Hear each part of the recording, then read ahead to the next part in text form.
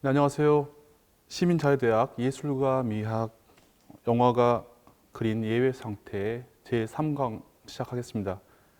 여러분 안녕하세요. 지난 1, 2강과 동일하게 제3강도 영화가 그린 예외 상태가 나오는 영화를 통해서 우리가 현재 겪고 있는 코비드-19 상황에 대한 여러 가지 어떤 질문들 그리고 우리들의 스스로가 숙고할 수 있는 기회를 갖도록 하겠습니다.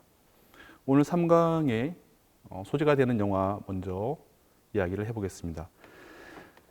모두가 눈이 버린 도시에서 눈이 뜬 자, 눈먼 자들의 도시라는 영화를 가지고 오늘 이야기를 해보겠습니다. 먼저 영화에 대한 간략한 정보를 한번 우리가 확인을 해볼까요? 영화명 눈먼 자들의 도시, 원제는 영어로 블라인드니스. 영화의 장르는 드라마입니다. 2008년에 만들어졌으니까 한 12년, 13년 정도 됐고 러닝타임은 2시간 120분 정도로 상당히 긴 장편 영화입니다. 감독은 페르난도 메이렐레스라고 하는 브라질 출신의 감독이고요. 옆에 여러분들이 포스터를 보고 계시는데 우리가 익히 알만한 헐리우드의 유명 배우인 줄리안 무어와 마크 러팔로 같은 당대의 유명한 배우들이 주인공으로 나온 영화입니다. 이 영화에 대한 이야기들을 하기 이전에 우리 감독에 대해서 조금 알아보면은 영화에 대한 이해가 좀 깊어질 것 같습니다. 감독은요, 페르난도 메이렐레스라고 하는 감독인데 아마 여러분들이 이름만 들어서는 바로 인식하기 쉽지 않을 거라고 생각합니다. 이 감독은요, 1955년 브라질 출신의 감독입니다. 우리나라하고 정말 지구 반대편에 있죠. 지구 반대편 아주 멀리 있는 상당히 큰 나라, 포르투갈어를 쓰는 브라질 출신의 감독이고요. 방송 프로그램과 CF 그리고 홍보 영상 등을 촬영하면서 브라질에서 이제 관련 업계에서 상당히 큰 이름을 갖게 되고요. 그 이후에 영화 연출을 하게 되었습니다. 여러분들이 영화를 보셨으면은 이 감독의 그 이전에 어떤 경력이라든가 영상 어떤 촬영이라든가 이런 것들에 대한 것들을 영화 속에서 한번 그래서 저런 방식으로 장면들이 연출됐구나 하는 것들을 인지할 수 있을 것 같습니다. 필모그래피를 보면은요, 영화를 좋아하시는 분들은 알만한 작품들이 많이 나와 있습니다. 특히 2002년에 시티 오브 갓이라고 하는 영화는요, 남미가 21세기 영화 중요한 영화 중에서 손가락에 꼽을 수 있는 영화고요. 콘스탄트 가드너, 눈먼 자들의 도시, 오늘 우리가 다루게 되는 영화, 360, 사랑의 리우, 그리고 최근에 작년이 되나요? 금년이 되나요? 아직도 금년이군요.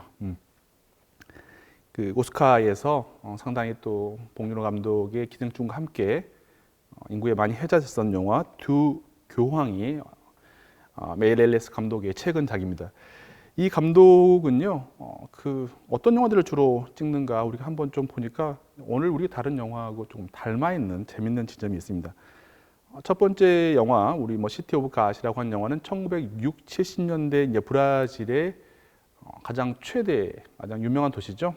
리우데자네이로의 비민가를 배경으로 해서 한 범죄 스릴러 영화인데요. 오스카 4개 부문에 후보가 됐습니다.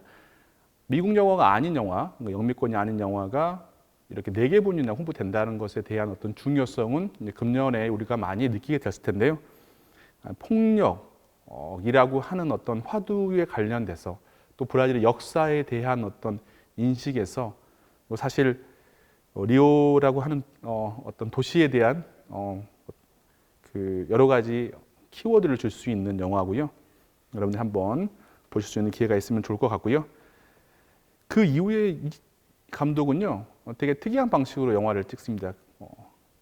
원작 소설, 그것도 상당히 세계적으로 명망이 있는 소설을 각색을 하는 방식으로 영화를 찍는데요.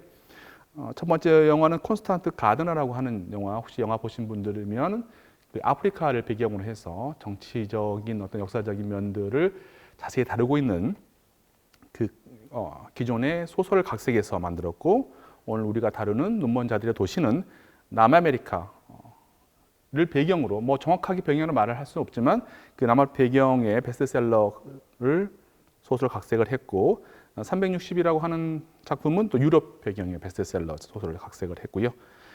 이 감독의 특이한 지점은 여러분들이 기억하실지 모르겠지만 2016년 브라질의 리우 올림픽의 개막식의 예술 감독으로 우리가 뭐 개막식에서 다채롭게 해 나가는 공연들 전체를 총괄했던 어떤 경력을 갖고 있습니다. 장이모 감독이 북경 올림픽에서 했던 것과 비슷한 거고요. 최근에 만들었던 연극했던 두 교황 같은 경우에도 뉴질랜드 출신의 소설가가 쓴 희곡을 각색을 해서 영화를 만드는 다소 본인의 어떤 스타일이 좀 이제 설정됐다고 볼 수가 있습니다. 이 감독의 영화 연출의 이제 특징을 우리가 조금 전에 본 것처럼 이제 광고를 찍거나 했던 경력이 있기 때문에 상당히 미장센, 연출이 좀 현란합니다. 강력하고요. 색감 등이 일반적인 리얼리즘 영화하고는 차별화가 금방 될 수 있을 정도로 현란한 색감에, 그래서 일견 뮤직비디오라든가 광고 영상을 연상시키는 그런 방식의 연출을 하고 있고요. 내용은 이제 기존에 이미 원작이 있기도 하지만 그 원작을 해석하는 방식이 영화가 다루고 있는 어떤 주제에 대한 도덕적인, 상당히 모랄적인, 그리고 일견 상당히 희망적인 시선을 가지고 있습니다. 영화가 다루고 있는 어떤 소재가 영화 초반, 중반에 상당히 암울하거나 부정적이어도 영화 끝나는 방식에서는 희망적인 시선을 견지하는 그런 방식의 연출 스타일을 보이고 있는 감독의 영화를 저희들이 보게 되겠습니다.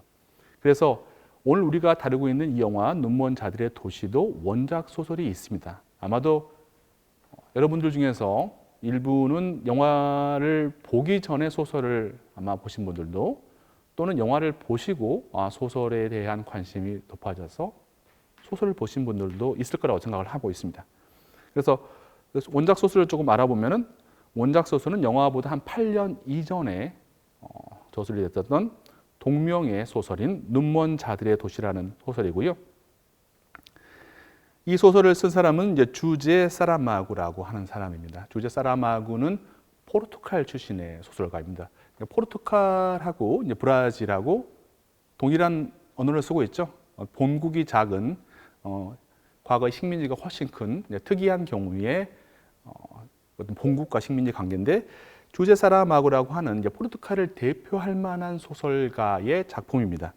주제 사라마구라고 하는 사람에 대해서도 우리가 한 번 더 알아보면은 뭐 며칠 전에 어제 정도에서 우리가 노벨 문학상도 한번 이렇게 수상 발표가 됐었는데, 주제 사라마구는 1922년 포르투갈 출생이고요.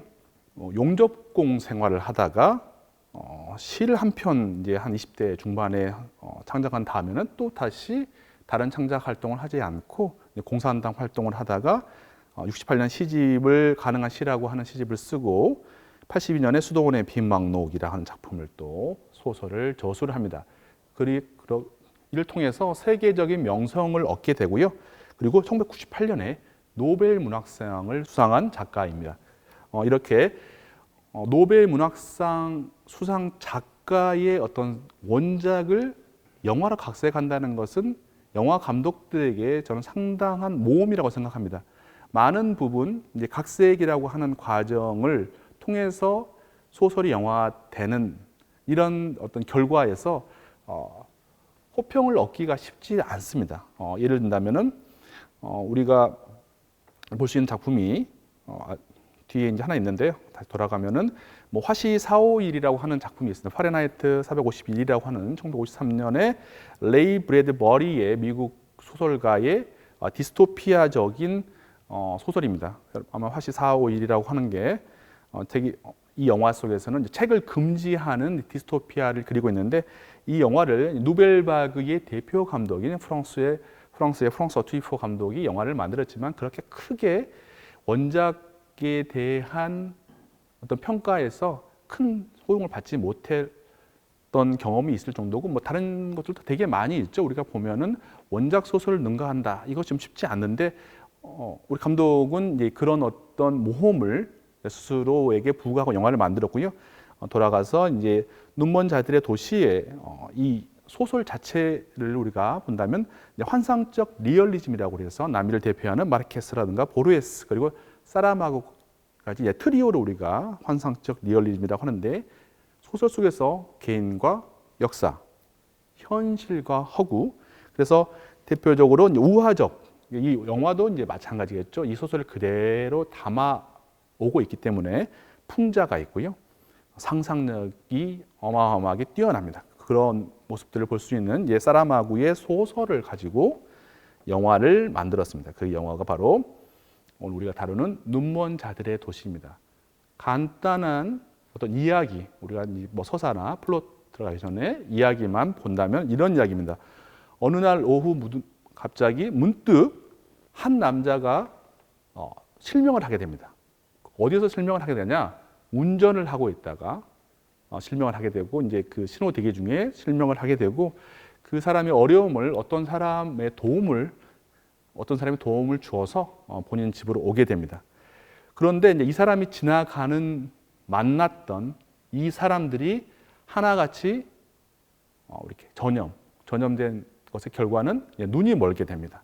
그래서 본인의 아내도 그리고 뭐 본인이 눈이 멀게 안과를 가서 안과에서 있었던 대기했던 환자들도 심지어는 그를 치료한 안과 의사까지도 눈이 멀어버립니다. 그런데 여기서 재밌는 부분이 있는데 이제 소설에서부터 영화까지 이제 잘 표현이 되고 있는데 우리가 일반적으로 눈이 멀었다 이렇게 생각했을 때 생각하는 어떤 색감이 있을 것 같은데 보통은 어두움이겠죠. 근데 이 소설과 영화에서는 정반대 전복을 해서 환함입니다. 아주 환함. 그래서 여기서 뭐 밀크라는 표현을 이제 많이 쓰고 있는데 소설에서는요, 영화에서 이거를 표현하기 위해서 상당히 많은 어떤 영상의 작업을 하고 있습니다. 그래서 이런 일들이 있게 되고 이제 이게 첫 번째의 어떻게 보면 이제 시작이죠. 영화의 시작이라고 할 수 있고 영화는 어떻게 되냐 이렇게 돼서 이제 다 전염이 되는 거죠. 도시 안으로 눈먼 사람들의 수가 늘어나고 정부는 우리가 지금 겪고 있지 않습니까? 그런 사람들을 어떻게 하나요? 격리하죠. 격리하고 치료하죠. 그런데 이제 여기 소설에서는 그렇지 않다는 게 이제 문제가 되겠습니다. 앞을 못 보는 자들이 한 장소에 모이게 되고요. 그런데 이제 이 소설 그리고 이 영화에서 가장 중요한 부분은요. 눈먼 자들 속에서 눈을 아무 이상이 없는 볼 수 있는 사람이 한 명 있다는 것이 이 서사에서 가장 중요한 부분이고 이걸 통해서 이야기가 극적으로 진행이 됩니다. 그래서 이 엉망으로 된 이제 그 수용소의 병동에서 오직 한 명만이 이 충격의 현장을 다 보고 있습니다. 그러면 우리 관객들도 누구의 눈을 통해서 보게 되죠? 바로 그 사람의 눈을 통해서 그 현장들을 보게 됩니다. 작품의 특징을 이야기하면서 이 영화, 이야기 가지고 있는 어떤 특징에 대해서 우리가 이야기를 해볼까요? 이 영화는요, 한마디로 한다면 우리 현대 사회, 우리가 살고 있는 현대 사회에 대한 알레고리, 그러니까 우화라고 보시면 됩니다. 그것은 이제 소설가인 사라마구가 먼저 설정을 했고, 이제 영화 감독이 그것을 대확인하는 방식으로 작품이 만들어지게 되는데, 그래서 도덕적인 우화라고 하는 것들을 여러분들이 영화를 보셨으면은 느꼈을 것이라고 생각이 들고요. 그런데 영화를 보신 분들이 이제 어떤 약간 뭔가 좀 걸리는 느낌이 있다라고 생각할 수도 있어요. 그래서 좀 가학적인 부분이 많이 있지 않느냐, 영화 속에서. 물론 예외 상황이라고 하는 거, 현재 우리 상황들도 마찬가지인데 평상의 상황은 행복하고 별 문제가 없지만 갑자기 무슨 일이 발생하게 되면은 우리가 원치 않는 상황을 목도하게 되는데 영화에서도 이 감독이 그런 것들을 특히 중후반에 상당히 많이 배치를 하고 있습니다. 그래서 과학적인 알레고리, 인간과 그리고 우리가 살고 있는 어떤 이 사회에서의 권력에 대한 폴리티컬, 정치적인 우화라고 할 수가 있고요. 많은 상징과 은유들이 들어 있습니다. 물론 더 크게는 이제 알레고리, 우화라고 보시면 될 것 같고요. 여기서는 이제 우리가 지난번 1강과 2강 때 다뤘던 뭐 영화라든가 이후에 다른 영화들에서는 존재하고 있는데 이 영화에는 없는 부분이 하나 있습니다. 뭐가 있느냐? 사람들이 눈이 멀게 됐는데 이유가 없습니다. 그런 이유를 찾고 그 이유에 대한 뭐 바이러스가 있으면 바이러스를 파악하고 백신을 만들면 어떤 목적이 서사가 이렇게 굴러가는데 여기서는 특별하게 무슨 이유 때문에 그러는 건지 그게 어떤 의학적인 문제 때문에 그러는 건지에 대한 설명이 없습니다. 그것은 이 영화에서 중요한 부분이 전혀 아닙니다. 실명의 원인에 대한 설명이 부재되고 있고요. 다만 이런 예외 상황, 한계 상황에 처한 사람들이 어떻게 행동하는가 그게 중요한 영화입니다. 그걸 통해서 사람들로 하여금 뭔가를 느끼게 하고 싶은 것이 이 소설가와 영화 감독의 목적이라고 의도라고 저는 보고 있습니다. 이 한계 상황을 통해서 무엇이 밝혀지게 되냐? 우리 인간이 이 사회 속에서 살고 있는 우리 인간이 그리고 우리가 뿌리를 받고 있는 이 사회가 가지고 있는 숨겨진 혹은 감춰진 어둠이라든가 본성이 이런 한계 예외 상황 속에서 다 튀어나와 버리는 거죠. 그래서 아수라장 그리고 뭐 여러분 지옥도가 이제 펼쳐지는 것처럼 그런 모습을 보게 됩니다. 우리가 1강 때 영화, 특히 2강 때 감기에서도 우리가 본 적이 있는데 그런 것들을 좀 다른 방식으로 재현을 하고 있습니다. 그러니까 세계의 종말일 수가 있고 이제 좀 전에 봤던 파레나이트 451처럼 디스토피아, 유토피아가 아닌 우리가 살게 되고 우리가 과학 기술의 발전, 뭔가 문명이 발전되고 문화가 발전되면서 점점점 긍정적인 방향으로 가고 있다고 우리가 믿고 있지만 사실 그렇지 않을 수 있다는 것에 대한 우화라고 보시면 되겠습니다. 말씀드린 것처럼 이 작품에서 가장 중요한 부분은 눈을 멀었던 것보다는 그 속에서 눈이 뜬 사람이 한 명이 있다는 거, 그게 가장 중요한 부분이라는 거 말씀드리고요. 그것도 단 한 사람입니다. 단 한 사람이죠. 2명도 아니고 단 한 사람이고, 그리고 그 단 한 사람을 어떤 사회적인 존재의 사람을 또 설정했는가도 또 이 영화, 이 소설, 이 이야기에서 중요한 부분이라고 할 수가 있겠습니다. 그래서 이 사람을 우리가 눈먼 자들을 이끄는 지도자인가? 혹은 악에 대항하는 어떤 영웅인가? 슈퍼맨처럼 우리 요즘에 많이 나오는 것처럼 마블 영화처럼 영웅인가? 아니면 그냥 평범한 사람인가? 나도 될 수가 있고 그 사람도 될 수가 있고 다만 이제 어떤 선택을 하느냐에 따라서 사람이 우리 이 구원자라고 하는 사람이 변하게 되겠죠. 그래서 모든 사람이 눈이 멀었다는 사실과 더불어서 이 예외 상황 속에서 단 한 사람만이 예상치 못한 상황과 그곳에서의 인간의 숨겨진 모습을 볼 수가 있다고 하는 게 특징이고요. 그래서 이 사람, 오히려 눈이 먼 사람보다 이 사람이 더 많은 고난과 더 많은 고통을 짊어지게 됩니다. 왜? 볼 수 있으니까요. 왜? 알기 때문이죠.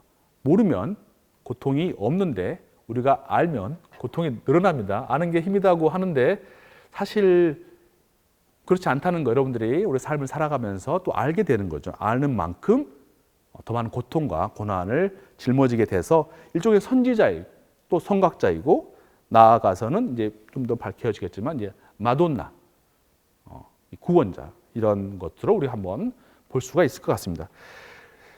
이 영화의 마지막 장면은 영화 끄트머리의 이야기를 들을 텐데 멜랑콜리한 모습을 보여주게 되는데 그래서 이 영화에서는 그전 영화들과 많이 비슷합니다. 2강 때 감기에서도 볼 수 있었던 어떤 시스템의 부재, 시스템의 혼란, 제대로 작용이 되고 있지 않다는 모습을 영화 속에서 봐왔었는데 이 영화에서는 정말 부재가 아니라 거의 보이지가 않습니다. 거의 보이지 않고 이제 폭력적인 모습만 딱 그런 모습만 보이게 되는데 공적 시스템이 부재하고요.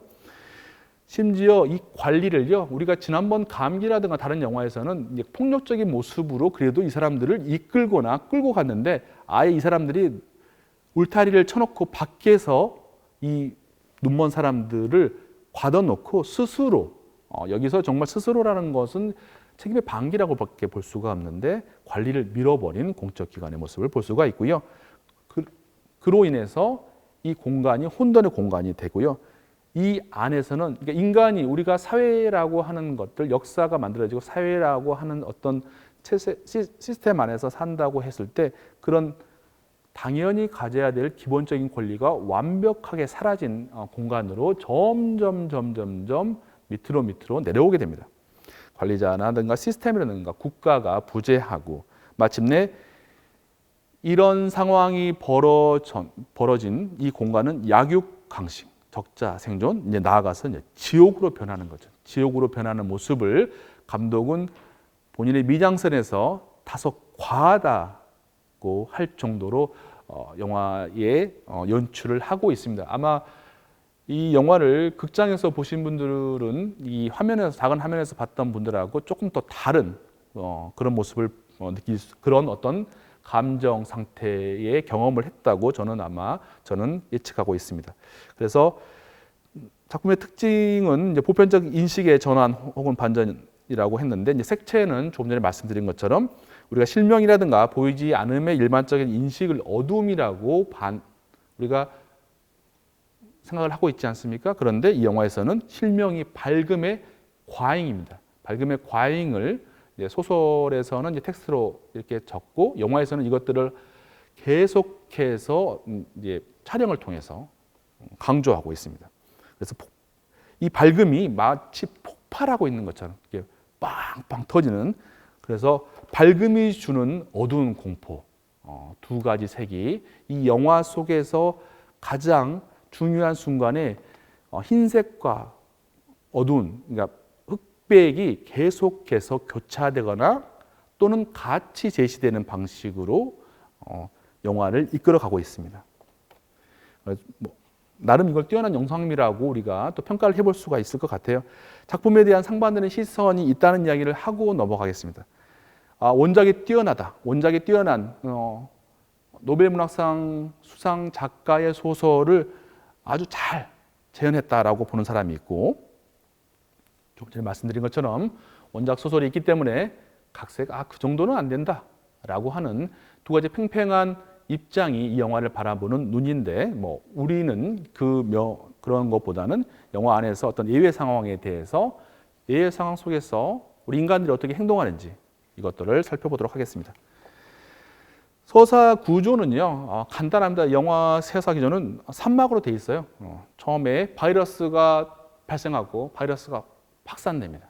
그리고 어떻게 되죠? 이 사람들이 수용소에 들어가서 이제 수용소 안에 생활이 상당히 길게 제시가 되고 그리고 마지막에는 이제 탈출해서 이 사람 도시로 방황을 하게 되는데 일반적이라고 한다면 3개 정도면은 어느 정도 균형감을 맞출 수도 있는데 감독은 의도적으로 이번 수용소 안의 상황에 조금 더 많이 집중을 하면서 그 안에서 우리 인간들이 벌이는 어떤 무책임하고 무질서한 모습들의 포커스를 맞추는 이런 두 번째 부분에 조금 더 많은 집중을 했다 이렇게 보여지고요. 그래서 시간, 공간, 인물을 보면 이 영화가 무엇을 말하고 있는지를 우리가 더 잘 파악할 수가 있을 것 같아요. 그래서 시간은 이 영화의 시간은요 불특정합니다. 우리가 1강, 2강 때 영화는요 영화가 시작했을 때 확실하게 처음에 시간, 장소 계속해서 우리는 제시를 하고 있죠. 물론 그게 특정한 어떤 리얼리즘을 담보한 시간대는 아니더라도 어디에 심지어는 첫 번째 1강 때는 데이 1, 데이 2까지도 이렇게 제시가 됐는데 반해서 이 영화에서는 여기가 지금 이 시기가 어딘지 지금 2020년인지 영화가 만들어진 2013년인지 혹은 또 과거에 언젠지 아니면 2030년에 언젠지라고 하는 어떤 구체적인 시간에 대한 구체적인 인디케이션, 제시가 없습니다. 장소도요, 어딘지 모릅니다. 불특정합니다. 저기가 우리가 한국 사람으로서 한국은 아니구나, 중국은 아니구나, 우리 아시아는 아니고 아프리카도 아닌 것 같은데 그러면 나머지 유럽이라든가 북미라든가 남미 어디라고 추측할 수 있게 열려 있습니다. 인물들도요. 일단 목주적인 인물들에 대해서는 바로 말씀드리기로 하고, 이 영화에서 되게 재밌는 부분이 있습니다. 이 영화에서는요, 사람의 이름이 등장하지 않습니다. 사람의 이름이 등장하지 않습니다. 직업으로 나옵니다. 직업으로. 의사, 부인. 그러니까 심지어는 남편과 부인 사이에서도 서로 호칭을 하지 않아요. 그거는 소설 때부터 의도적인 겁니다. 왜? 이 사람들을 특정한 공간이나 특정한 상황 속에만 배치시키려고 하는 게 아니라 우리 인간들이다. 저 사람들의 얼굴이 어떤 육체적인 다른 모습을 보이고 있지만 그게 아니라 우리 인간들이다. 그냥 사람들이다. 너가 되고 내가 된다. 이런 것들을 강조하기 위해서 이런 장치를 쓰고 있고요. 그래서 시기는 불특정 시기고, 인간의 영원한 현재, 그건 과거일 수도 있고 현재일 수도 있고 미래일 수도 있다라고 보여주고요. 원작 소설과 동일하고요.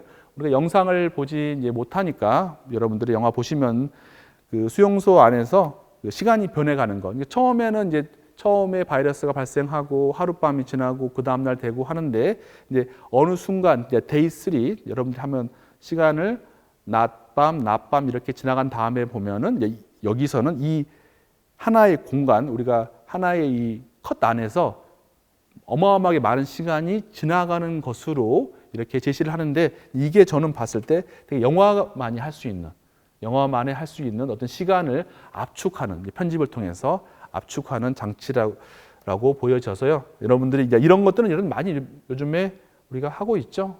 그래서 이런 것들 보이고 있고요.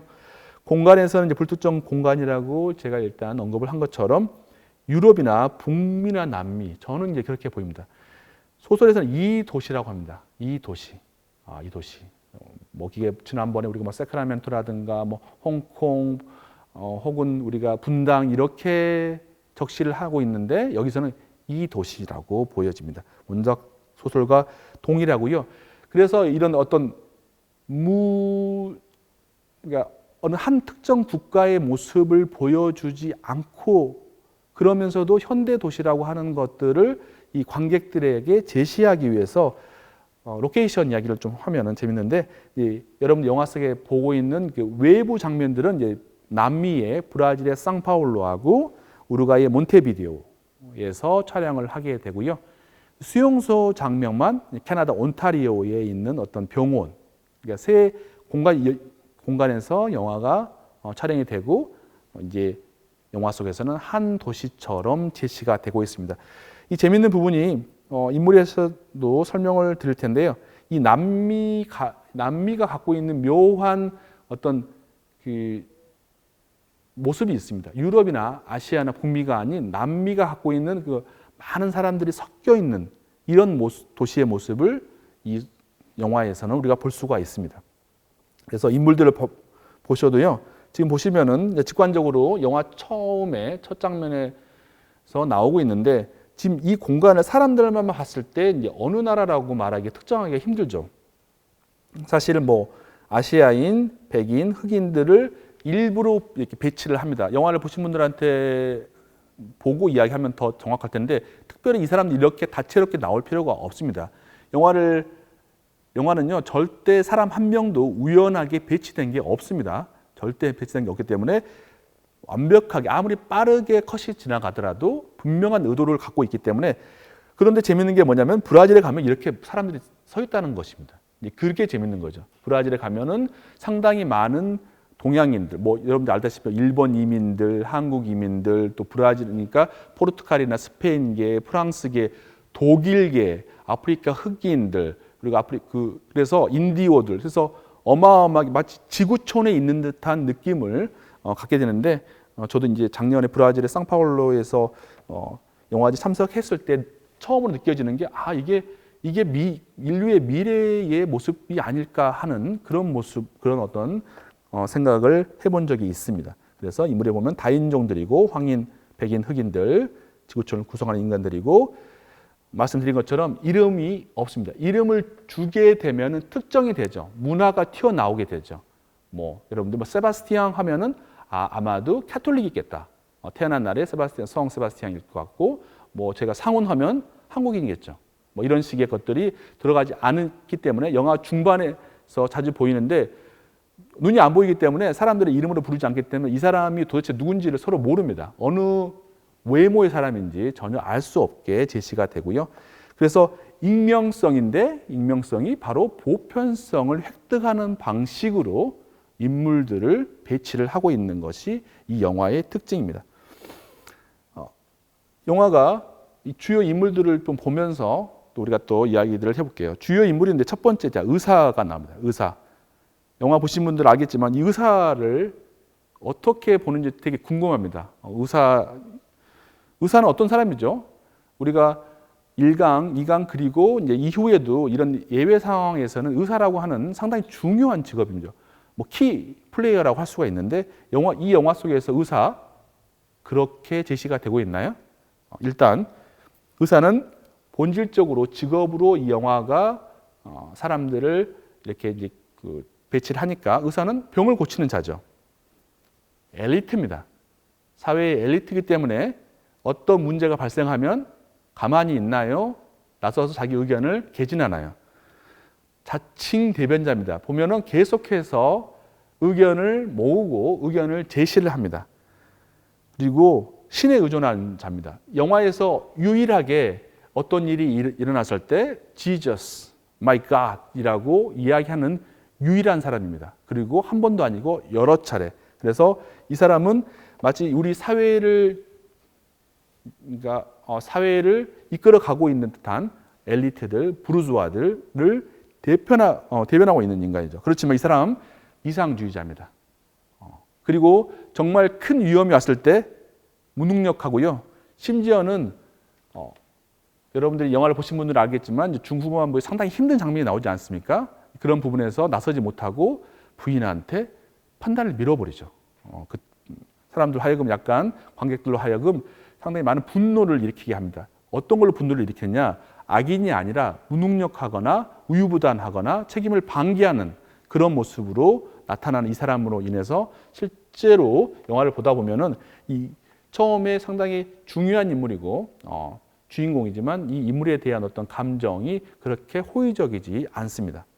또 다른 인물은 일본인 부부입니다. 이게 이 소설하고 영화하고 가장 근본적인 어떤 차이점이라고 하기에는 그렇게 중요한 건 아니지만 저는 이제 영화를 보면서 이 사람들 왜 일본인 부부로 설정을 했을까라고 혼자 의문을 가져본 적이 있는데 물론 이제 브라질이라고 하는 국가는요 여러분들 가시다 보면 일본 이민들이 많아가지고 일본인들이 되게 사회에 잘 살고 있긴 하지만 이제 그런 것들은 차량에 대한 부분이기 때문에 왜 일본인으로 했을까? 다양한 이방인들이다. 그러니까 바이러스, 뭔가 병을 전파하는 자는 내부에서 나오는 게 아니라 마치 외부에서 온 것처럼 소설과 좀 다른 어떤 선택을 하고 있어서 제가 좀 의구심이 들었고요. 그리고 이제 이방인은 첫 번째로 실명하고 그리고 나중에는 첫 번째로 광명을 얻습니다. 자, 이방인을 최초의 어떤 이런 이제 일종의 실명 바이러스라고 우리가 명명을 한다면 실명 바이러스의 첫 번째 전파자라고 생각한다면 우리가 1강과 2강에서 바이러스의 전파지가 어딘가요? 중국이죠. 더 크게 보면 아시아입니다. 아시아라고 하는 거, 과거의 그 패스트, 그러니까 인류를 멸절에 빠지게 한 바이러스는 꼭 아시아에서만 나올 것 같은 이런 식의 생각을 하고 있지 않나. 물론 가도할 수 있겠지만 저는 그렇게 한번 생각을 해보고 있고요. 엘리트들입니다. 엘리트들이고 우리가 그전에 홍콩이라든가 다른 나라에서는 조금 더 사회 저층이라든가 불법 이민자라고 하는 것들이 있는데 여기서는 아시아인이지만 상당히 아마 가장 부유하고 가장 어떤 패셔너블한 모습을 보여주고 있는데요. 부르주아들이고 부부입니다. 영화 초반에 되게 재미있게 제시를 하고 있는데 공간에서 벌어지는 모습들은 조금 이따가 다시 한번 확인을 하고요. 영화 속에서 보고 있으면 우리가 일반적으로 가지고 있는 일본인들의 어떤 관념을 약간 이렇게 한번 트위스트 해주고 있습니다. 처음에 보면 처음에서 중후반 가면서 남편은 과거에 매몰되거나 이게 환상에 매몰되거나 무유부단한 데 비해서 부인은 능동적으로 변해가면서 상황을 타개하려고 합니다. 그래서 그리고 이제 영화에서 재밌는 부분 중에 하나가 이 영화를 와 소설이라고 브라질이라고 하는 나라는 상당히 가톨릭 국가, 포르투갈도 마찬가지인데 이 도둑이 있습니다. 이 도둑은 누구냐? 첫 번째 이 일본인 남자가 처음으로 이제 눈이 멀게 되는데 이 사람을 도와주는 척하면서 이 사람의 물건을 훔친 자입니다. 자, 이 사람은 어떤 사람이냐? 그냥 하나 훔친 게 아니라 이 사람은 도둑질을 하고요, 거짓말을 합니다. 자기가 도둑질 안 했다고 그러고 여자를 탐합니다. 이거 세 개만 보니까 우리가 종교에서 10개를 연상시키는데 이런 다양한 죄악을 저지른 이 도둑은 나중에 총에 맞아 죽게 되고, 그리고 처음에 자기가 이 어떤 실명 바이러스를 감염받았던 사람의 손에 의해서 땅에 묻히게 됩니다. 죽게 되죠. 중요한 인물 중에 한 명이 또 매춘부가 있습니다. 이 매춘부는요, 어두운데 우리가 선글라스를 끼면 어떻게 되나요? 앞을 볼 수가 없죠. 그런데 이 여성은요, 항상 선글라스를 끼고 다녔습니다. 일종의 저는 과면이라고 생각합니다. 본인의 얼굴을 가리고 있죠. 본인이 하고 있는 일에 대한 어떤 죄책감을 볼 수가 있는데요. 이 인물은 이제 몸을 파는 자. 이것도 뭐 성격적으로 해석할 수가 있을 것 같아요. 그렇지만 아이를 돌봅니다. 여기서 되게 수동적인 인물이 한 명 나옵니다. 아이가 나오는데 아이가 특별하게 적극적으로 행동을 하기보다는 아이라는 존재성 그 자체로 의미가 있는 사람인데 그 아이를 돌보는 자고요, 희생하는 자입니다. 결정적인 순간에 주인공인 의사 부인과 함께 그 약당들에게 희생을 하는 데 있어서 처음에 가장 먼저 자원을 했던 인물 중에 한 명이고요. 그래서 근데 소설하고 영화하고 조금 차이가 있는데, 소설에서는 이제 이 인물이, 그러니까 사람들이 다 광명을 얻기 바로 직전에 아주 늙은 노인과의 교감이 상당히 깊어지게 되고요. 소설에서는 눈을 뜨게 됐음에도 불구하고 본인이 한 선택을 그대로 하는데 반해서 영화 속에서는 뭔가 묘하게 조금 더 부정적입니다. 아마 눈을 뜨게 되면서 눈을 감았었을 때 상황과는 좀 다른 어떤 행동을 할 것이라고 하는 여지가 엿보이는 것이 영화의 특징이고요. 현명한 노인 이제 바로 연결돼서 이 현명한 노인은요, 좀 더 저는 상징적인 인물로 보고 있는데요. 이 인물은 이제 소식을 알리는 자입니다. 사람들이 여기 수용소 안에 들어와서 무슨 일이 있었는지 몰랐을 때 작은 라디오죠. 요즘 같으면 정말 스마트폰 하나만 있으면 되는데 정말 어디서 구했는지 아주 오래된 라디오로 이렇게 안테나를 올려서 외부에서 무슨 일이 있었는지를 이 사람, 더군다나 눈이 먼 사람의 증언을 통해서 영상을 재현하면서 우리가 무슨 일이 있었구나. 그러니까 계속 내부의 사건에 집중하다가 외부가 무슨 일이 있었는지를 되게 짧은 몽타주 컷으로 샷으로 보여주고 있습니다. 위로하는 자죠. 뭘로 위로를 하고 있나요? 이 사람은 사람들을. 이 사람은 이야기를 통해서 위로하고 있고요. 음악을 통해서. 이 사람이 틀어주는 음악이 영화 중반 우리 2막의 수용소 장면에서 가장 가장 아름다운 부분, 인간들이 서로가 서로를 뭔가 이해하고 우리가 좀 잘 될 수 있겠구나라고 하는 뭔가 희망을 줬던 순간이 음악이 나왔던 순간이라고 보여집니다. 그래서 한쪽 눈이 없었던 자지만 이제 나중에 보면은 그 다른 어떤 나쁜 그 무리의 원래 눈이 멀었던 시각 장애인하고는 서로 이렇게 대비되는 모습이고요. 그리고 또 다른 인물은 이제 소년이 있고요. 안경을 썼던 인물인데 소설에서는 사팔뜨기로 나오고 있습니다. 보호의 대상이죠. 이 친구는 보호를 해야 됩니다. 이 친구를 보호하는 자가 좋은 자겠죠. 아이고요. 자, 이제 문제적 인물입니다. 다른 사람들은 보다 가장 중요한 사람이 이제 의사 부인으로 나옵니다. 이름 없고 직업이 부인입니다. 직업이 부인이요. 특별히 무슨 일을 하는지 전혀 제시되지 않습니다. 이 영화 속에서 눈을 뜬 한 사람이고요. 남편과 그리고 처음엔 남편에 국한되어 있었지만 점점점 모든 사람을 다 보살핍니다. 가장 많은 것을 알고 있죠. 그리고 말을 할 수 있고 그로 인해서 갈등이 가장 심한 자입니다. 다른 사람들보다. 다른 사람들은 기초적인 어떤 그런 욕구를 충족하는데 모든 힘을 다 쏟는다면 이 사람들은 한 명도 아니고 수용소 모든 사람들의 그런 욕구를 충족시켜야 하는 어떤 부과된, 자기 스스로 부과한 의무가 있기 때문이죠. 그래서 첫 번째를 우리가 장면을 본다면 이제 프롤로그 장면에서 도시가 교통체증입니다. 영화 처음에 아마 극장에서 봤던 분들은 좀 많이 그러니까 영화의 내용 이전에 이 사운드하고 이 영상 때문에 조금 약간 이렇게 욕지기 같은 게 나올 수도 있을 정도로 상당히 소리도 세고, 그리고 화면이 이제 이런 식으로 되죠. 처음에 보면은 영화가 명확하지 않습니다. 물론 장소를 정확하게 제시하지 않기 위한 작은 소개의 목적도 있겠지만 전반적으로 소리와 색이 범람하는 이제 프롤로그 모습을 볼 수가 있고, 빨간색과 녹색 뭐죠?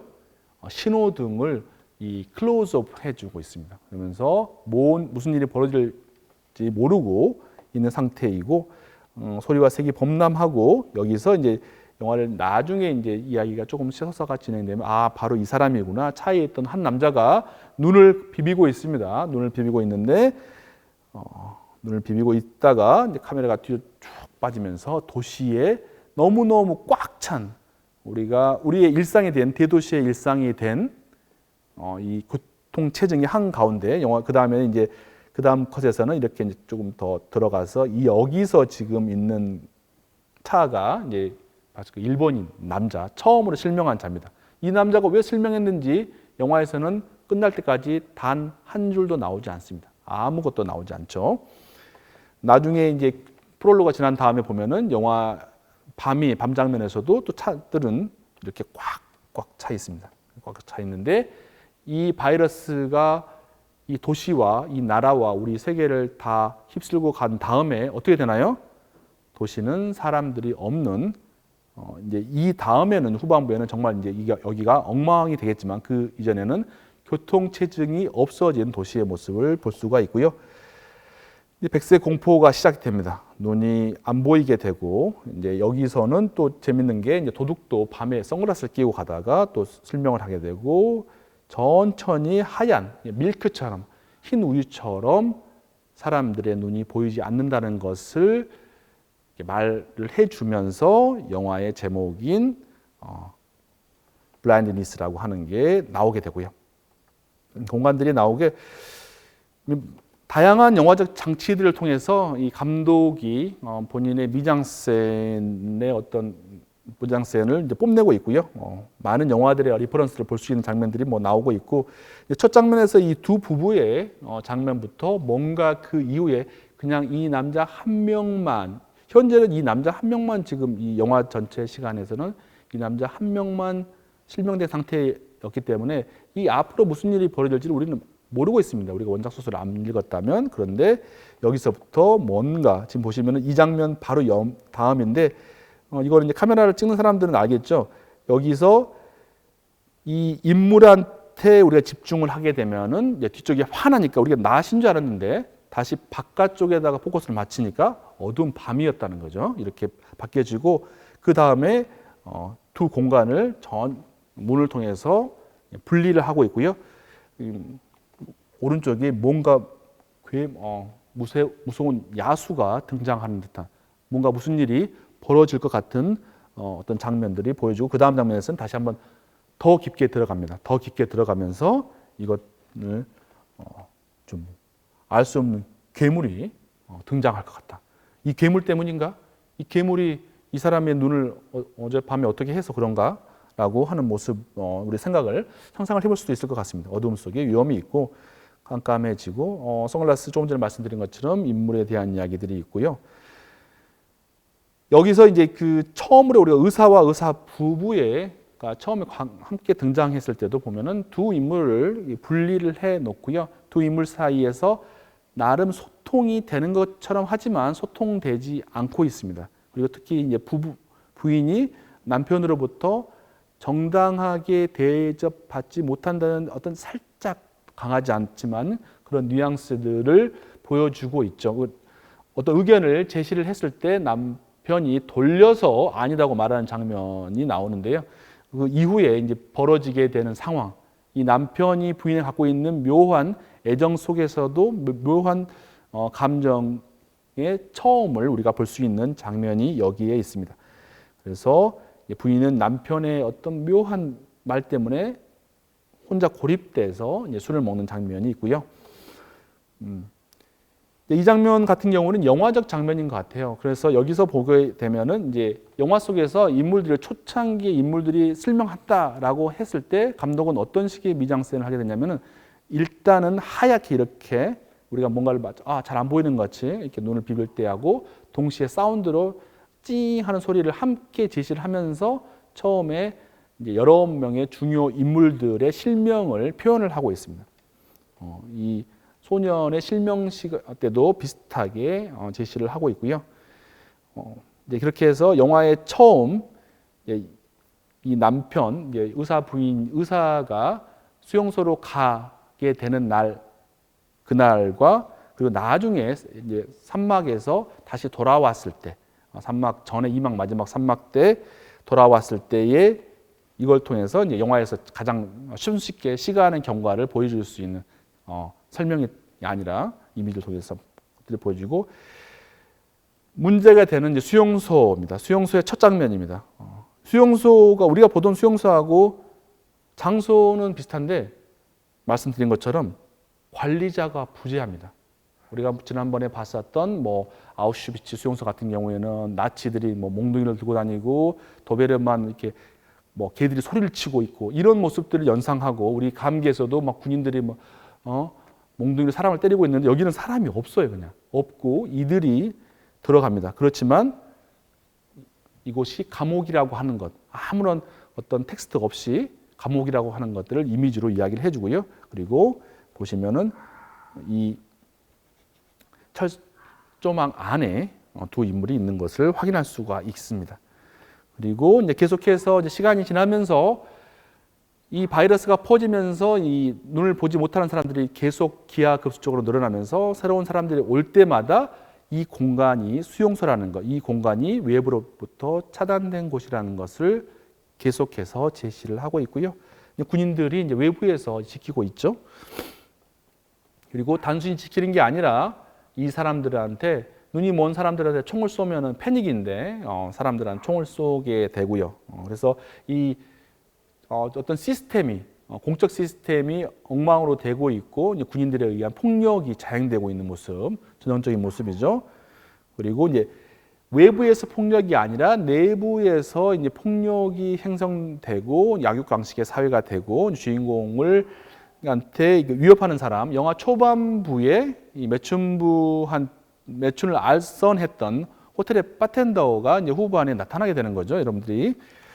이제 부인을 위협하고 의사 남편을 위협하고 의사 남편이 위협당하면서 영화 속에서 가장 보기 힘든 이 영화에 대한 부정적인 의견의 거의 3분의 2가 이 장면 때문입니다. 여기에서 그 음식을 반대급부로 그 여성들을 요구한 그리고 이제 거기에 끌려가는 모습, 그러니까 이 장면이 이 영화에 대한 부정적 의견의 3분의 2를 넘어갈 정도로 상당히 보기 힘든 장면인데 그 장면의 처음에 이런 모습들이 보여지게 있고요. 그런 행위의 끝에 이제 그중 한 여성이 폭력으로 사망을 하게 되고 그 여성을 이렇게 다시 본인들의 어떤 그 병동으로 데리고 왔을 때 이 영화 속에서 가장 영화적인 전통적인 영화적인 모습이 보여지고 있죠. 어두움 속에서 아주 마치 스포트라이트처럼 이렇게 해주면서 이 여성의 죽음을 상당히 극적으로 보여주고 있습니다. 희생인데 그때 이제 보여지는 게 여성들의 희생과 이 남성들의 무능함을 하나의 프레임 안에서 정확하게 보여주고 있습니다. 이건 의사 부인과 의사는 음식 때문에 본인의 부인의 자유의지라는 명목하에 악당들에게 보내줬고 그걸 통해서 들어오는 두 사람의 모습을 볼 수가 있고요. 멀리서 죽은 사람을 추모하지도 못하고 멀리서만 보고 있고요. 그리고 이제 이 여성들이 스스로를 추모하죠. 물을 가져와서 서로 몸을 죽은 자를 닦아주는 이 모습에서 영화에서 가장 마치 여러분들이 회화를 우리가 연상시키는 장면입니다. 이게 이제 이렇게 희생을 하게 되고 이후에 어떻게 되느냐? 이제 주인공이 이제 복수를 하게 되죠. 영웅이 정의를 실현하게 됩니다. 그래서 주인공인 의사 부인이 복수를 하게 되고 복수의 끝에 이제 파국이 오게 됩니다. 그래서 그들이 살고 있던 그러니까 수용소의 삶이 너무 비참했었는데 이 수용소가 어떻게 되나요? 불이 나버렸습니다. 그러면 이들은 갈 데가 없죠. 정말 막다른 길인 것 같지만 당연히 이 파국이 오히려 이들을 여기서 빠져나가게 하는 단초가 됩니다. 이 감옥의 문을 열 수밖에 없게 되죠. 안에가 다 불타버렸으니까 살 수가 없잖아요. 그런데 감옥의 문을 열고 보니까 그들을 관리하고 감시하던 자들이 사라진 것을 확인하게 됩니다. 그래서 이제 이 사람들이 이제 도시를 이 첫 장면에서 탈출을 하게 되고 이 수용소에서 병동에서 나와서 어딘지 이름 모를 그들이 살았었을 도시로 가게 되는데 이때 이 처음에 만났던 자들 다른 자들은 다 사라져 버리죠. 어디로 가버렸고요.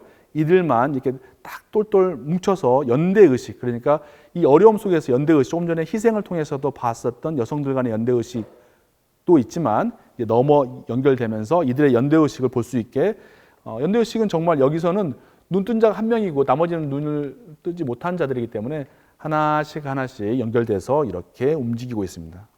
우리 구원자의 인도에 따라서 가고 있고요.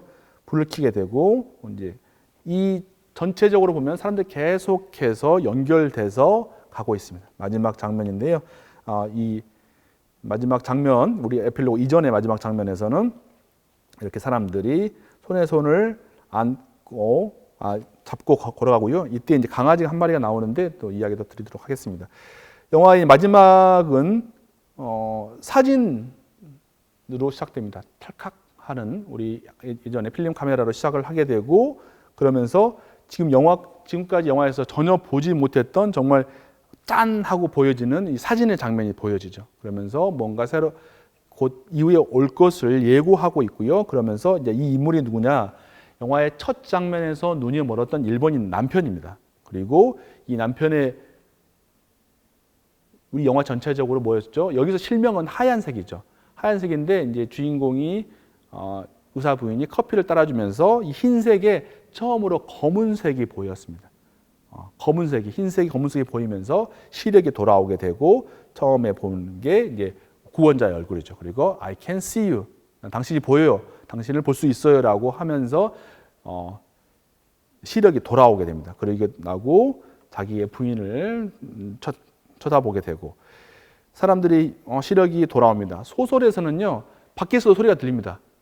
내 눈이 나도 보여라고 하는 소리가 나오는데 영화에서는 그렇게까지 시간을 더 늘릴 수는 없기 때문에 여기서는 이렇게 각자가 왜냐하면 다른 사람들도 첫 번째로 이유 없이 눈이 멀었던 사람이 눈을 떴다는 것은 다른 사람들도 눈을 뜰 거라고 하는 희망을 주기 때문에 사람들의 엄청 즐거운 분위기 속에서 나오는데 영화 후반부에 뭔가 좀 이상해지죠. 갑자기 느닷없이 그 이전에 이 사람들이 눈이 뜨기 에필로그 이전에 가장 이 무리의 어떤 지도자, 이 무리의 어떤 선지자 같은 사람 두 사람은 뭔가 이상한 모습을 보여주고 있죠. 같이 즐거워해야 되는데 즐겁지 않나 보네요. 그리고 한 사람은 어둠에 앉아 있고 다른 사람은 하얀 옷을 입고 흰 배경에 있습니다. 보시면은 이 뒤쪽에 사진도 보시면은 하얀 배경에 까만 사람도 있고 또 이쪽에는 까만 배경에 하얀 사람이 있죠. 이 두 사람이 이 두 사람은 무슨 생각을 하고 있지? 왜 같이 기뻐하지 않지? 이런 우리 의문을 우리한테 주고 있고요. 흰옷의 구원자는 다른 사람들이 다 기뻐하는데 홀로 베란다에 나와서 멜랑콜리한 뭔가 이상한 모습으로 밖을 쳐다보고 있고요. 이 사람의 눈에 이런 모습이 보이는데 이제 그 전에 그 희망이 인물로 방금 보였던 우리 구원자가 이 소설, 이 영화에서의 희망은 한 명의 인물로 대변이 되죠. 방금 봤었던 인물인데 구원자나 혹은 마돈나 있는데 의사 부인이 여러 가지 이타적이고 자해적인 행동을 합니다. 여러 가지 행동을 하죠. 처음에 남편이 좀 아프니까 남편만 보내고 바이바이 할 것 같았는데 갑자기 같이 따라가죠. 수용소로 가고 수용소에 가서요. 혼자서 시스템을 다 혼자 운영합니다. 책임을 지고 희생을 하고 헌신을 하고 정말 인간의 화신처럼 보입니다. 그런데 그 이후에 악당들이 나타나자 부당한 행위에 대해서 또 조항도 합니다. 그냥 그래 어쩔 수 없지 이렇게 하지 않습니다. 부당한 행동에 대해서 저항하고요, 투쟁하고요, 그리고 마침내 가서 악당을 단죄합니다. 그런데 단죄를 하고 들어왔더니 자기 남편과 자기 주변의 남자들이 어떻게 하나요? 팔아 넘기려고 하는 거잖아요. 그 일을 정의로운 행동 한 사람만 넘어가면 우리 편하게 살 수 있겠다. 사회에서 많이 보는 이야기들 볼 수 있는데 그것에 대한 절망을 하고, 그렇지만 이 영화는 해피엔딩의 영화죠. 그래서 여기서 끝나지 않고 그녀를 도와주는 또 누가 있죠? 의사의 이렇게 우리가 행정실장이라고 하나 그런 사람이 가서 이제 불을 지르게 되고요. 그래서 모든 사람이 눈을 뜬 상황에서 회개됩니다. 구원자는 영화 속에서 정말 이타적인 행위들을 정말 많이 하는데 전염되는 병인이라고 하는 말을 들었음에도 불구하고 거기다 입맞춤을 하는 사람입니다. 그리고 앰뷸런스를 타고 가는데 그녀의 얼굴은 십자가 안에 보여지고 있고요. 그녀가 누워있다가 내가 한번 자고 나면 내일 아침에 눈을 뜨면 나도 안 보일지 모르는 그 순간에 마치 하늘로부터 무슨 계시를 받은 것처럼 제시가 되고요. 자, 이 장면 되게 재밌는데 여러분들하고 있으면 지금 이 장면 보면은 이 두 사람이 싸웁니다. 일본인 남자와 도둑이 막 싸움을 하고 있어요. 처음인데 그럴 때 이 남자가 눈이 보이지 않는 남편이 중재를 하고 있는데 상의가 묘하게 검은색이네요. 그래서 저는 뒤에 흰 옷을 입고 있고 어떤 것이 연상되는지 한번 여러분들 생각해 보시면은 마치 우리가 신적인 어떠한 것을 충분히 예상해 봐도 볼만한 충분히 가능한 미장센을 보여주고 있죠. 구원자는요 어느 정도냐면 개인적인 욕망, 개인적인 행복까지도 버린 자입니다. 남편이 다른 여자를 연민의 눈으로 애정을 보이는 것을 보고 갈등하긴 하지만 특별히 말을 하지 않아요. 다 보고 있잖아요. 그리고요 어느 정도냐면은요 자기 남편과 다른 여자가 관계를 맺는 것마저도 화를 내지 않습니다. 이제 개인이 아닌 거죠. 이 여성은 그냥 한 남자의 어떤 부인이 아니라 이 전체를 이끌어가는 사람이고, 나아가서는 그 자기 남편과 관계를 맺은 여자마저도 받아들이고 또 안게 되는 사람이고요. 그렇지만 악에 대해서는 단죄를 하는 정의의 사도입니다. 그리고 지금 보시면은 이제 원래 이제 눈이 멀었던 사람한테도 너희들로 인해서 사람이 죽었다고 말했을 때 마치 우리 성당의 고해성사처럼 이 장면이 보여지기도 합니다. 그리고 나서 결정적으로 이제 단죄도 하고 그리고 이 수용소의 또 처음에 문을 열고 들어온 자도 이 사람이고 닫힌 감옥의 문을 열고 나간 자도 이 사람입니다. 하지만 구원자도 위기가 있죠. 여기서 보면은 그 도시를 이렇게 헤매고 있을 때 다른 사람들한테 으르렁거립니다. 자기 사람들을 보호하기 위해서. 그런 사람이 아니었었는데 이제 그 복수의 단죄를 하면서 사람이 상당히 이렇게 흉폭화되고 했던 것의 여파를 볼 수가 있습니다. 그리고 모든 일을 전부 구원하지 않는다. 우리가 좀비가 나오는 영화들 많이 보면 항상 슈퍼마켓이 나오죠. 거의 대부분 다 슈퍼마켓 가면은 90%는 아무도 없습니다. 없는 곳에서 우리가 맛있는 걸 많이 찾아내죠. 여기서 일부러 사람들을 많이 있는 곳에 이 사람이 가게 합니다. 그럼으로써 이 사람의 어떤 이기심, 이 사람의 어떤 갈등을 보여주기 위해서 장치를 하고 있고요. 여기서도 보면은 스스로의 어떤 모습에 많이 실망한 이 여성을 구원하게 되는 계기가 이 강아지죠. 옆에서 보면은 사람의 시체를 먹고 있는 강아지 옆으로 한 마리의 강아지가 유유자적하게 와서 소설에서는 이게 눈물을 핥아줍니다. 핥아주는 어떤 존재인데 여기서는 같이 안아주면서 다시 한번 어려움을 겪으면서 구원을 회개하게 되고 교회로 들어갑니다. 교회를 바로 본인이 울고 있었던 장소가 교회 앞 계단이었어요. 그래서 계단 안으로 들어가면 교회 안에 사람들 엄청 많이 들어있고 안에 이콘이라든가 뭐 석상이라든가 성모상에 다 눈이 가려져 있습니다. 여기는 특별하게 누가 없다라고 볼 수가 있고, 비가 오는 비가 오는 장면, 정말 영화 속에서 이런 장면에서 비가 오면서 이 사람들이 마치 세례를 받는다든가 속죄한다든가 이런 모습을 통해서 우리 연대의식이 있었던 이 동아리 사람들이 비를 통해서 구원자도 구원을 받게 되고요. 영화 속에서, 소설에서는 이제 베란다인데 영화 속에서는 이제 돌아와서 이 세 여성, 이 무리의 세 여성, 그러니까 가장 큰 고난도 겪었고 희생을 했던 이 세 여성이 정말 서로를 사랑하면서 서로 좋은 감정을 가지면서 이 목욕을 하는 이 장면이 이 영화 속에서 보면 정말 정화되는 그런 모습을 볼 수가 있습니다. 에필로그에서는 이게 지금 영화가 아니라 소설의 마지막 부분입니다. 나는 우리가 처음부터 눈이 멀었고 지금도 눈이 멀었다고 생각해요. 눈은 멀었지만 본다는 건가? 볼 수는 있지만 보지 않는 눈먼 사람들이라는 거죠. 볼 수는 있지만. 그리고 좀 영화 마지막 장면에서 흰 그 가운을 입고 베란다에 나갔을 때의 그 장면인데요. 이 여성이 왜 이렇게 놀랬냐면은 다른 사람들은 눈이 다 떴으니까 그러면 이제 내 차례인가? 이제 내가 눈이 안 보여야 되냐라고 생각하는 어떤 공포 때문에 하늘을 쳐다보고 있었는데, 하늘을 쳐다보니까 하얗죠. 사람들한테 말을 많이 들었죠. 하얗면 안 보인다라고 생각했죠. 그래서 틸다운 고개를 내리니까 도시가 여전히 그대로 있습니다. 두려움 때문에 그녀는 눈길을 얼른 아래로 돌렸다. 도시는 여전히 그곳에 있었다. 우리가 도시가 있는지 없는지 계속 확인을 해야 될 것 같습니다. 나가면서 재밌는 장면인데, 비가 오는 장면에서 인간에게 우리가 필요한 게 뭔가 한번 보여주고 있는 거예요. 보시면은 지금 고급차, 독일제의 2대의 차가 있지만 사람들한테 이게 지금 무슨 소용이 있습니까? 이때 아무 소용 없죠.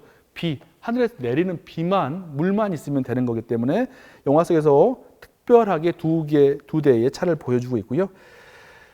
소유와 무소유, 우리가 가지고 있는 것을 잃었을 때야 우리가 가지고 있는 게 정말 무엇인지를 알게 되는 것을 이 영화는 또 제시를 해주고 있고요.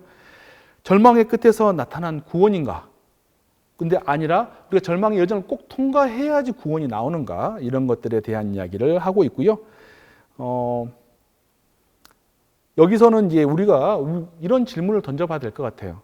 이런 상황이 벌어졌다. 정말 눈이 다 안 보이는 상황이 됐다. 그러면 우리는 크게 2가지의 선택지가 있을 것 같습니다. 인간이다. 우리가 눈이 안 보이고 힘들지만 우리 인간의 존엄성을 지키기 위해서 노력하는 사람이 될 것인가? 아니면 이런 상황을 이용해서 오히려 끔찍한 상황에 어떤 체제를 구축하려고 할 것인가? 사람마다 선택을 해야 되는데, 지금 우리가 그런 상황을 머리로만 생각하고 있다면은 우리 이런 상황을 할 수 있을 것 같아요. 저런 상황에서는 선택지와 선택은 당연하게 보인다. 우리는 각자는 모두 다 정의롭지 않습니까? 그렇지만 일상생활에서 벌어지지 않는 상황에서는 우리가 정의로울 것 같은데 왜 이렇게 예외 상황을 다른 영화들에서 대부분의 사람들은 2번째 선택을 하고 있을까요? 그런 것에 대한 고민을 좀 해봐야 될 것 같아요. 이 영화에서는 우리가 본성이 뭔지, 우리 인간의 정체성이 뭔지에 대한 의문과 질문을 우리가 하게 되고요. 그래서 인간이 갖고 있는 윤리의 보존이라는 것이 그렇게 손쉽게 획득되는 것은 아니다. 우리가 정말 최선을 각고의 노력이라고 하는 것이 있는데 뭔가 성공하기 위한 게 아니라 자기의 어떤 존엄성, 옆에 있는 사람들에 대한 어떤 존중을 우리가 유지하기 위해서는 정말 많은 노력이 필요할 것이라고 생각이 되고 있습니다. 다른 특징들이 많이 있습니다. 사운드가 영화를 보신 분들한테는, 특히 극장에서 보신 분들한테는 이제 좀 힘들 정도로 사운드가 좀 강렬하고요. 그 후반부의 보이스 오버는 약간 도덕적인 어조를 갖고 있으면서 네덜란드 감독 라스 폰 트리아의 영화를 연상시키고 있고요. 영화 이후에 이 작은 어떤 일화인데요. 이 영화에 대해서 시각장애 단체들이 엄청나게 반발을 많이 했다고 그러네요. 이 영화는 미국과 세계 장애인들을 힘들게 하고 있고요. 우리는 이 영화처럼 야만적이거나 동물적으로 행동하지 않는다고 했답니다. 그런데 이 반응에 대해서 소설의 원작가는 이렇게 말했답니다. 어리석음은 시각장애인이나 비상인이나 가리지 않는다라고 말을 했다는데 각자가 다 해석하시면 될 것 같고요. 이렇게 끝나고요. 다음 주 4강은요. 우리나라 영화고요. 사실 우리나라 재난 영화의 본격적인 효시라고 할 수 있는 봉준호 감독의 괴물을 다뤄보도록 하겠습니다. 자, 오늘 3강 수업 수고하셨습니다. 다음에 뵙도록 하겠습니다. 감사합니다.